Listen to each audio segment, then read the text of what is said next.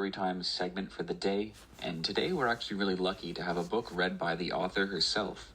I'll let her introduce the book. So I guess all there is for me to say at this point is to sit back, relax, and enjoy the story. Pixie and the Bees.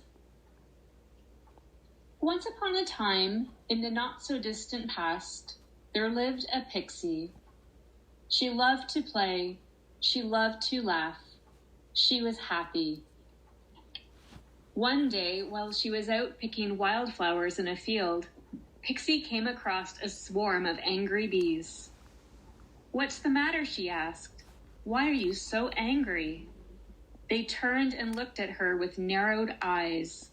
They were buzzing so loudly the ground shook beneath them.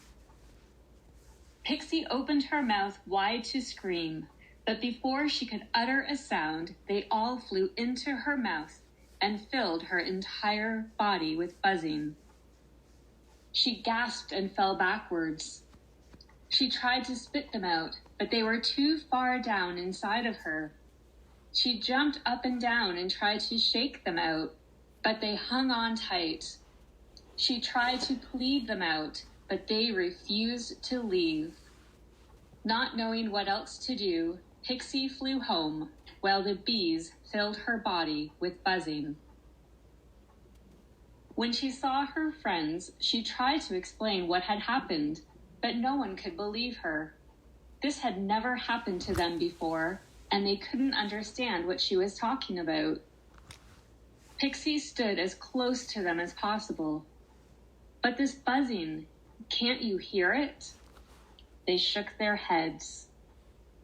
Pixie placed their hands on her chest. "But this buzzing, can't you feel it?" They shook their heads.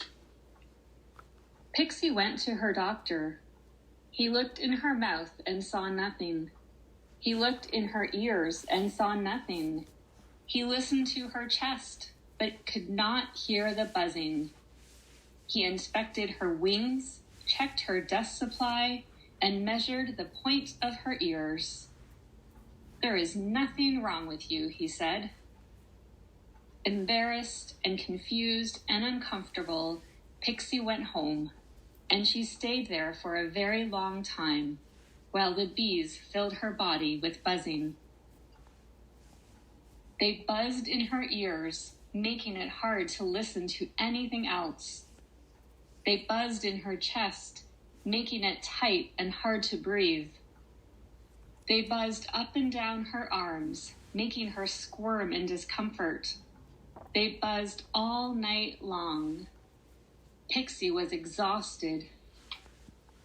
She tried to coax them out with honey, but they refused to leave.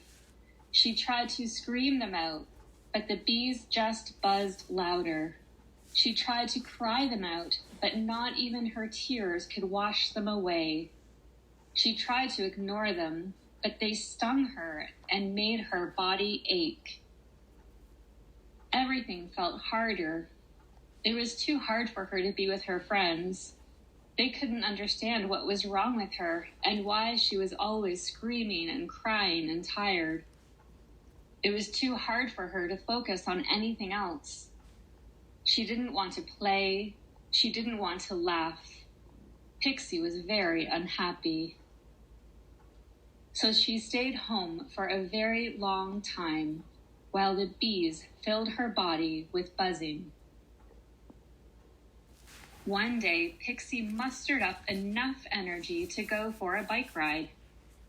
Very slowly, she biked down the path, and very slowly, she breathed in the fresh air. After some time, Pixie noticed that the bees had quieted ever so slightly. She kept biking. They quieted even more. She kept biking. They barely made a sound. Pixie let out a happy sigh, and a bee flew out in her breath. Pixie biked home, grinning and laughing, and one bee lighter. That night, she lay in her bed, And as with every night, the bees filled her body with buzzing, though tonight there was one less bee. Nervously, she took a deep breath in and slowly sighed. Nothing happened. She shifted in her bed. Cautiously, she took another deep breath in and slowly sighed. A single bee flew out. Relieved, she took another deep breath in and slowly sighed. 2 bees flew out. She did it again and again and again, taking deeper and deeper and deeper breaths until a few more bees flew out and the rest had quieted enough for her to fall sound asleep. For the next few weeks, she kept biking and breathing, and more bees flew out in her breath. Things were better, but there were still many bees left inside her that left her entire body with buzzing.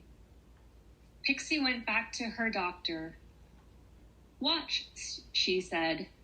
Pixie took a deep breath in, and she slowly exhaled, and a bee flew out in her breath. "It's true," he gasped. Pixie cried with relief. More bees flew out.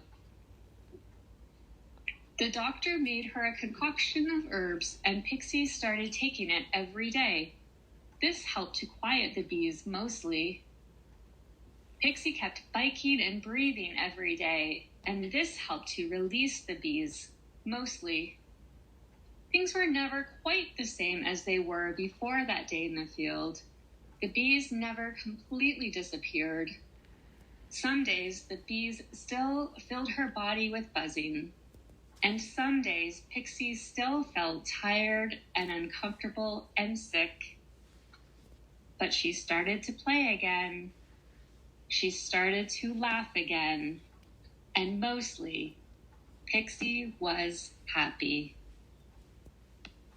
Hi, everyone. My name is Erica, and I wrote Pixie and the Bees. Have you ever felt something inside of you that nobody else could see or hear or feel, and you just couldn't figure out how to explain what was happening? That's how I felt when I wrote this story. And just like Pixie, I was feeling pretty lonely and confused. But after a while, I found things that helped me feel better. Look, it's completely normal to feel yucky sometimes. When that happens, trust yourself and know that what you are feeling is real. And then experiment with different ways to feel better. For Pixie, it was riding a bike, but for you, maybe it's coloring or kicking a soccer ball or playing with a friend. It also helps to have someone that you can talk to who you trust. Maybe you'll even write your story, just like I wrote mine. Remember, just because nobody can see what is happening doesn't mean it's not true. Trust yourself. I believe you. So I really hope you enjoyed that storytime submission and the author's notes as well. Really fortunate to have this one. In case you just tuned in and you're wondering what's going on, you're listening to Where Did the Children Play on CFFF 92.7 FM through the Trent Radio facilities in Peterborough, Ontario, a show made for and oftentimes by local kids.